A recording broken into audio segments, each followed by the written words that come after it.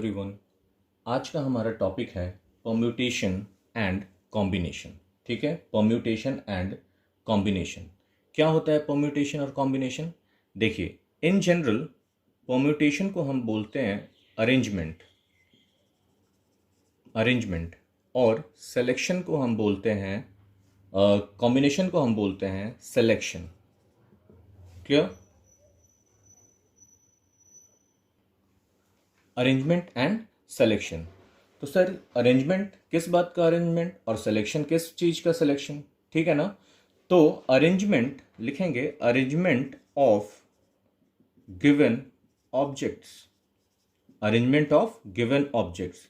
Similarly selection of given objects. कुछ object हमारे पास में होंगे, उन्हें हमें अरेंज करना है और या फिर उसे सेलेक्ट करना है।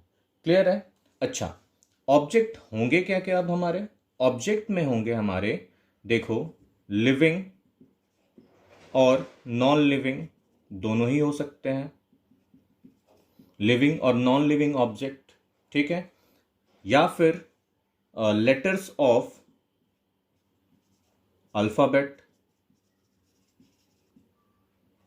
ठीक है, या फिर डिजिट्स एटसेट्रा।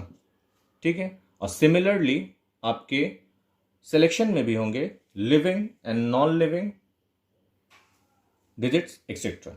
ठीक है, तो जैसे यहां पे लेटर्स ऑफ अल्फाबेट मतलब आप ABC एनीथिंग ले सकते हो। ठीक है, डिजिट्स में 1 2 3 4 एंड कोई भी आप डिजिट्स ले सकते हो। क्लियर है? तो ये तो हमने समझ लिया कि परम्यूटेशन का मतलब होता है अरेंजमेंट और कॉम्बिनेशन का मतलब होता है सिलेक्शन। ठीक है, और वो किस चीज का होता है? ऑफ गिवन ऑब्जेक्ट का होता है। ठीक है, ऑफ गिवन ऑब्जेक्ट्स का। और ऑब्जेक्ट्स में कुछ भी हो सकता है हमारा, living, non living, letters of the alphabet, digits etcetera. ठीक है, कुछ भी हो सकता है। बट एक्चुअली में इसमें होता क्या है? अरेंजमेंट का सर मतलब कैसे अरेंज करेंगे, और सिलेक्शन मतलब क्या करेंगे इसमें। ठीक है, तो चलिए देखते हैं इसे एक एग्जाम्पल से। सपोज हमारे पास ABC तीन ऑब्जेक्ट हैं। क्लियर है? ABC तीन ऑब्जेक्ट हैं, इन्हें अरेंज करना है और सेलेक्ट करना है। ठीक है, और आपको बोला गया कि किसी भी दो ऑब्जेक्ट को लेके आप अरेंजमेंट कीजिए या किसी भी दो ऑब्जेक्ट को लेके आप सिलेक्शन करना है आपको। ठीक है, तो देखो, सबसे पहले हम सिलेक्शन में देखेंगे,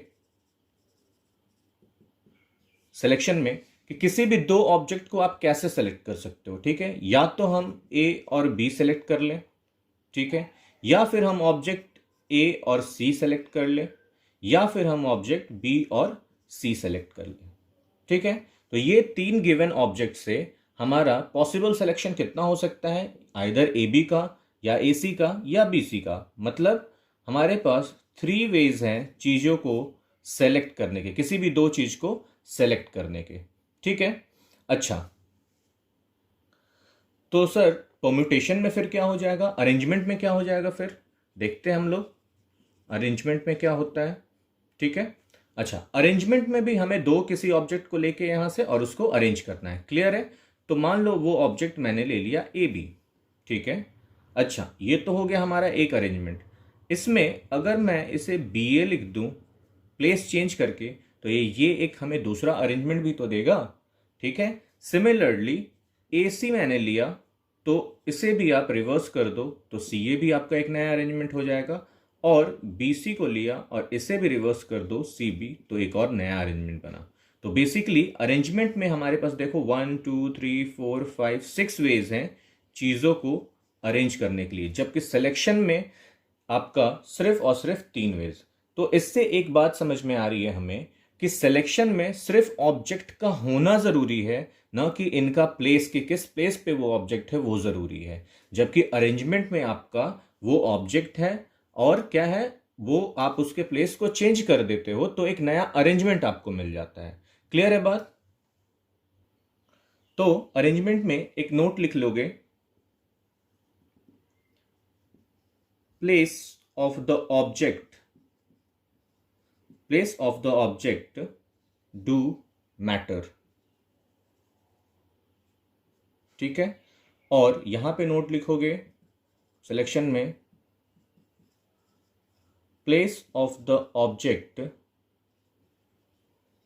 does not matter, does not matter.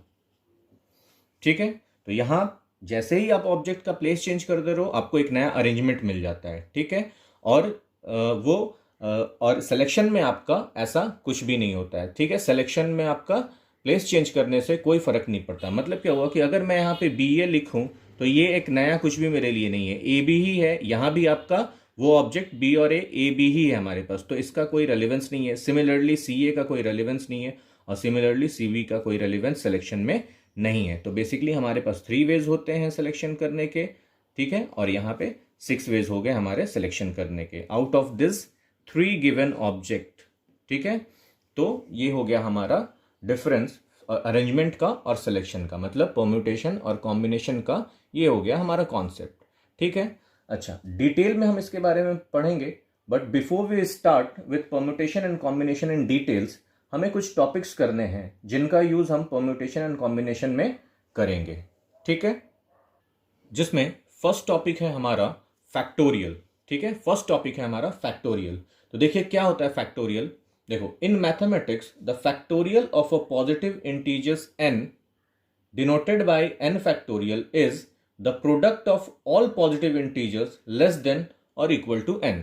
Obviously नहीं समझ में आया, कहानी है। ठीक है, तो चलिए समझते हैं, देखते हैं क्या इसका मतलब होता है। तो कहने का मतलब यह है कि फैक्टोरियल हम सिर्फ पॉजिटिव इंटीजर्स का निकाल सकते हैं, या फिर इसे बोल सकते हैं कि नेचुरल नंबर का हम फैक्टोरियल सिर्फ निकाल सकते हैं। तो मान लीजिए कोई नंबर n है, ठीक है, और इसका हमें फैक्टोरियल निकालना है। फैक्टोरियल को डिनोट करते हैं हम लोग एक्सक्लेमेशन मार्क से, या फिर हम फैक्टोरियल को ऐसे भी डिनोट करते हैं, कहीं कहीं आप इस ये नोटेशन भी, ये साइन भी आप देखोगे। ठीक है, तो हम इसे लेके चलते हैं n फैक्टोरियल। ठीक है, इसे बोलेंगे n फैक्टोरियल, और इसकी वैल्यू निकालनी है। अच्छा, इसको डिफाइन कैसे करते हैं, देखो n into n minus 1 into n minus 2, मतलब एक एक वैल्यू इसमें से कम होती जाएगी, और ये कहां तक जाएगी, जब तक कि ये 1 ना हो जाए। 3 इंटू 2 इंटू 1। क्लियर है, तो ये आपका मैथमेटिकल डेफिनेशन हुआ। मैथमेटिकली आप इसको ऐसे एक्सप्रेस कर सकते हो। क्लियर है बात। चलिए एक एग्जाम्पल देखते हैं। ठीक है, एग्जाम्पल देखते हैं। हम निकालते हैं 5 फैक्टोरियल की वैल्यू। ठीक है, देखिए क्या आती है 5 फैक्टोरियल की वैल्यू। तो 5 into 1 less 4 into 3 into 2 into 1। ठीक है, देखिए 5 4 जा 20, 23 जा 60, 62 जा 120 इंटू 1 120। ठीक है, तो 5 फैक्टोरियल की वैल्यू हो गई आपकी 120। ठीक है, सिमिलरली आप एक एग्जाम्पल करेंगे। ठीक है, 8 फैक्टोरियल का। ठीक है, 8 फैक्टोरियल का आप एक एग्जाम्पल करेंगे, और देखिए इसका वैल्यू आएगा 40320। ठीक है, तो आप इसको करेंगे ट्राई। चलिए एक और एग्जाम्पल लेते हैं हम। ठीक है, क्या है example, find the value of 100 factorial by 98 factorial. ठीक है, 100 फैक्टोरियल बाय 98 फैक्टोरियल, इसकी वैल्यू निकालनी है। तो कैसे करेंगे, देखो अब तो ऐसा तो नहीं है ना कि आप 98 फैक्टोरियल या 100 फैक्टोरियल को एक्सपैंड करते जाओगे अप टू 100 99 98 अप टू आपका 1 तक, नहीं करेंगे। ठीक है, तो देखो क्या करते हैं, जब भी फ्रैक्शन में दिया रहे हमेशा देखो कि ग्रेटेस्ट कौन सा है। ठीक है, तो इस केस में देखो 100 हमारा ग्रेटेस्ट है। ठीक है, तो इसको एक्सपैंड करो स्मॉलेस्ट नंबर के जितना। ठीक है, तो इसको एक्सपैंड करेंगे तो क्या हो जाएगा 100 इंटू 99 इंटू 98, और जहां पे रुको वहां फैक्टोरियल लगा दो। मतलब 1 से पहले अगर कहीं भी आपको रुकना हो तो वहां पे आप फैक्टोरियल लगाओगे। ठीक है, फैक्टोरियल से उसको रोकोगे। ठीक है, डिवाइडेड बाय 98 फैक्टोरियल। ना इसको कैंसिल कर दो, अभी आपका आंसर इजीली आ गया 9900। क्लियर है बात। चलो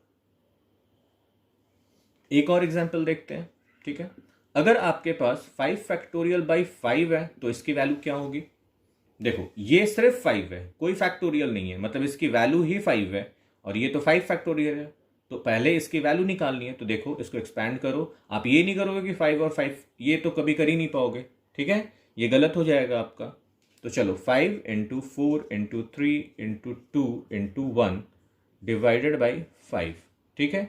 क्या हुआ अभी, 5 और 5 आपके हो गए कैंसिल और वैल्यू हो गया 4 3 जा 12, 12 2 जा 24, तो वैल्यू हो गई इसकी 24। क्लियर है। चलिए नेक्स्ट टॉपिक है हमारा फंडामेंटल प्रिंसिपल ऑफ काउंटिंग, ठीक है। नेक्स्ट टॉपिक है हमारा फंडामेंटल प्रिंसिपल ऑफ या फंडामेंटल रूल ऑफ काउंटिंग। मतलब क्या होता है इसका देखेंगे।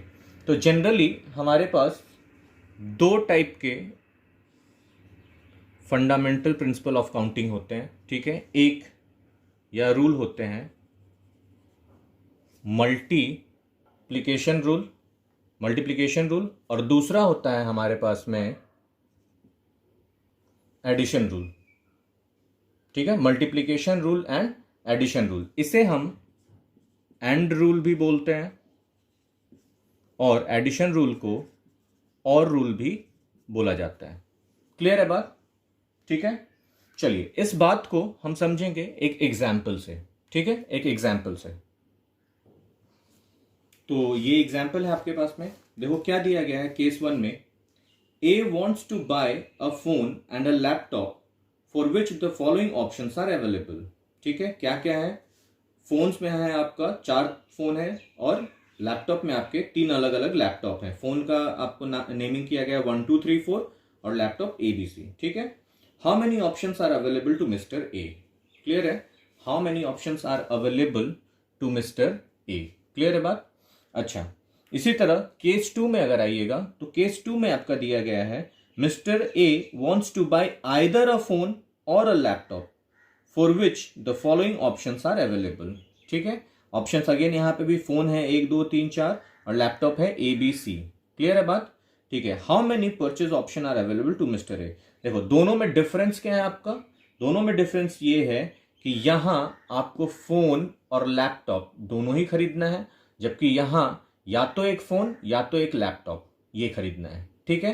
तो चलिए एक एक करके इन केसेस को देखते हैं और दोनों में डिफरेंस समझते हैं, ठीक है, कि किस में मल्टीप्लिकेशन रूल लगेगा और किस में आपका एडिशन रूल लगेगा।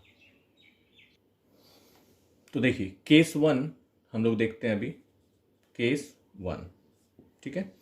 क्या है केस 1 में कि A wants to buy a phone and a laptop, ठीक है, वो एक फोन और एक लैपटॉप खरीदना चाहता है, ठीक है। तो देखो फोन अभी हम भी बना लें यहाँ पे, ठीक है, 4 फोन है और 3 लैपटॉप के ऑप्शन उसके पास अवेलेबल है। मतलब उसके पास ऑप्शन जो अवेलेबल है, मतलब इन्हें हम बोलेंगे गिवन ऑब्जेक्ट, ठीक है। तो गिवन ऑब्जेक्ट उसके पास 4 फोन के ब्रांडेड है मान लो 1 2 3 4 और 3 लैपटॉप के ब्रांड है ABC, ठीक है। और ए को खरीदना है एक फोन और एक लैपटॉप। तो देखो उसके पास कितने ऑप्शंस अवेलेबल हैं ये हम यहां देखते हैं, ठीक है ना। तो देखो ऑप्शंस कितने अवेलेबल हैं इसके पास, या तो ये ब्रांड 1 फोन ले, ठीक है, और ए लैपटॉप ले, ठीक है। तो एक ऑप्शन इसके पास हो गया ना। फोन ये ले फर्स्ट लेकिन लैपटॉप बी ले, ठीक है, तो 2 ऑप्शन हो गए इसके पास, ठीक है। या फिर फोन फर्स्ट ले और थर्ड आपका लैपटॉप ले, तो 3 ऑप्शन हो गए। सिमिलरली सेकंड के साथ भी ऐसा है, मतलब एक फोन और 3 लैपटॉप आपके पास में ऑप्शन में है, तो एक ऑब्जेक्ट के साथ 3 ऑब्जेक्ट एसोसिएटेड हैं, तो एक ऑब्जेक्ट का वैल्यू 3 ऑप्शन है एक के साथ में, ठीक है।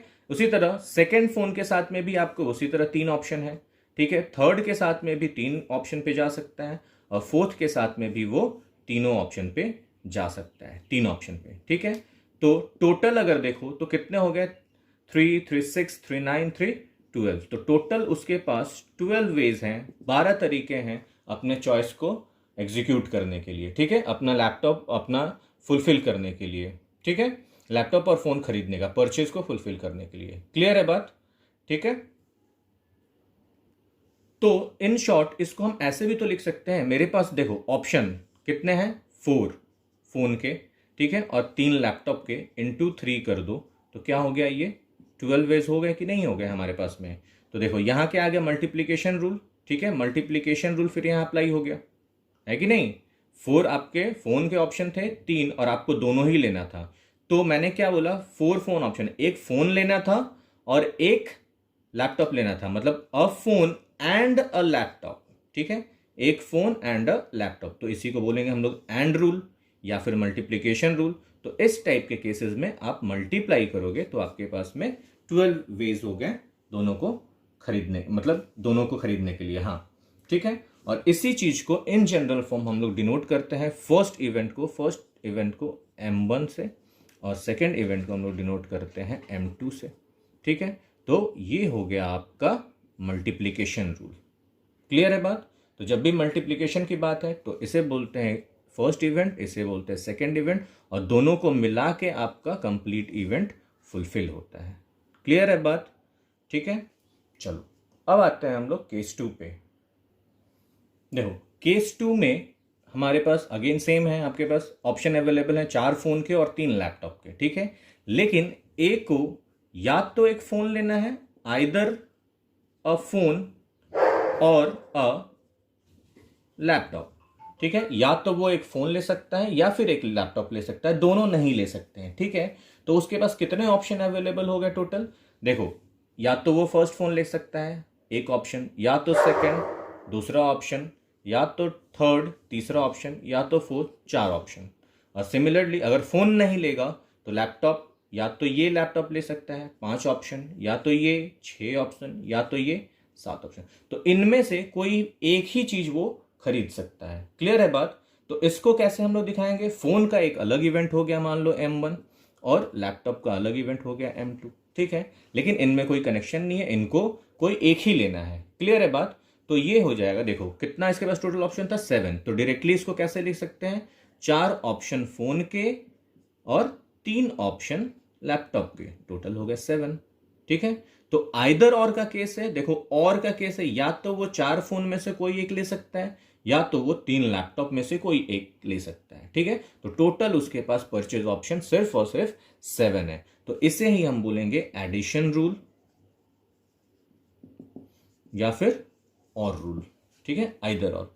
तो इतना आपको समझ में आया कि एंड का मतलब 2 आपके पास इवेंट है और दोनों रिलेटेड है, तो वहां आप अप्लाई करोगे एंड रूल, और 2 इवेंट है और इनमें कोई रिलेशन नहीं है तो आप यहां पे अप्लाई करोगे एंड रूल, मतलब आइदर और का जहां केस आ गया, या तो ये या तो ये।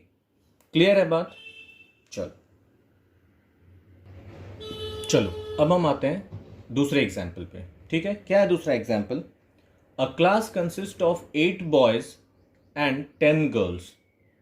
Class teacher wants to appoint a girl and a boy for class representative. In how many ways can he do so? ठीक है, वो कितने तरीके से इसे कर सकते हैं, ठीक है। और केस 2 में मेरा क्या है, class comprises of 8 boys and 10 girls, class teacher wants to appoint a boy, either a boy और a girl for class representative, ठीक है बात। चलिए तो देखिए फर्स्ट वाले केस में क्या है आपका, a girl and a boy, ठीक है, जबकि सेकंड वाले केस में क्या है आपका, आइदर अ गर्ल और अ बॉय। तो देख के ही समझ में आ रहा है कि पहले वाले में आपका अप्लाई होगा एंड रूल, ठीक है, पहले वाले में आपका अप्लाई होगा एंड रूल और दूसरे वाले में आपका अप्लाई होगा और रूल। क्लियर है बात। तो चलिए एक एक करके दोनों एग्जाम्पल करते हैं, ठीक है। तो केस 1, तो गर्ल्स कितने हैं आपके पास, अच्छा बॉयज कितने हैं 8, ठीक है। तो बॉयज को सेलेक्ट करने का तरीका कितना है हमारे पास में, ऑप्शन 8 ऑप्शन है कि बॉयज को हम ले सकते हैं, और गर्ल्स के लिए हमारे पास 10 ऑप्शन है। तो हमें या तो एक बॉय या एक गर्ल चाहिए, ठीक है, दोनों एंड है हमारे पास में यहाँ पे। तो सिंपली क्या करना है आपको, 8 इंटू 10 दैट इज 80 वेज है हमारे पास में इसे सेलेक्ट करने के, ठीक है। जिन्हें नहीं समझ में आ रहा है वो इसे ऐसे भी समझ लें, देखो बॉयज 8 है ना, B1 B2 B3 B4 B5 B6 B7 B8, ठीक है, और गर्ल्स कितने हैं 10, G1 G2 G3 G4 G10, ठीक है। तो देखो एक बॉय आप B1 को ले सकते हो और किसी भी गर्ल को आप ले सकते हो क्लास रिप्रेजेंटेटिव के लिए।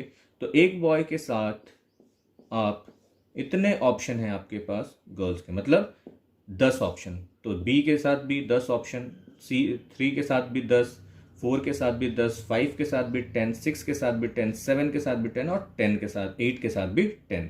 तो टोटल करो तो कितने हो गए 80। तो टोटल हमारे पास 80 वेज है। तो सिंपली इसे कर दो 8 इंटू 10। ठीक है, चलो अब आते हैं केस 2 पे। ठीक है, केस 2 में क्या था, वही बॉयज 8 एंड गर्ल्स 10, लेकिन यहां करना क्या था हमें कि आइदर अ बॉय और अ गर्ल हमें सेलेक्ट करना था। तो अगर बॉयज का सिलेक्शन हो तो हमारे पास सिर्फ 8 ऑप्शन है कि किसी भी आप एक बॉयज को उठा के आप रिप्रेजेंटेटिव बना दो, और गर्ल्स का हो तो 10 है हमारे पास ऑप्शन। तो टोटल ऑप्शन कितना है हमारे पास तरीके, तो प्लस कर दो, हो गया हमारा 18। आइदर और, ठीक है, आइदर और का केस, या तो 8 लड़कों में से कोई एक रिप्रेजेंटेटिव बनेगा या फिर 10 लड़कियों में से कोई एक रिप्रेजेंटेटिव बनेगा। ठीक है, तो आपके पास में हो गया 18 ways to select a boy और अ गर्ल। तो आज के क्लास में हमारा इतना ही। ठीक है, हमने क्या क्या देखा है इसमें, हमने परम्यूटेशन कॉम्बिनेशन का बेसिक्स देखा कि ठीक है कि क्या डिफरेंस होता है उसमें। ठीक है, नेक्स्ट टॉपिक हमने पढ़ा फैक्टोरियल के बारे में हमने जाना, और थर्ड हमने जो सीखा वो सीखा हमने फंडामेंटल प्रिंसिपल ऑफ काउंटिंग। ठीक है, तो basics, factorial and fundamental principle of counting, ये 3 चीज़ें हमारी आज कंप्लीट होती है। ठीक है, अच्छा नेक्स्ट क्लास में हम स्टार्ट करेंगे डिटेल डिस्कशन, डिटेल स्टडी करना स्टार्ट करेंगे हम लोग परम्यूटेशन का। तो अगला वीडियो जो होगा वो परम्यूटेशन का होगा। ठीक है, थैंक यू।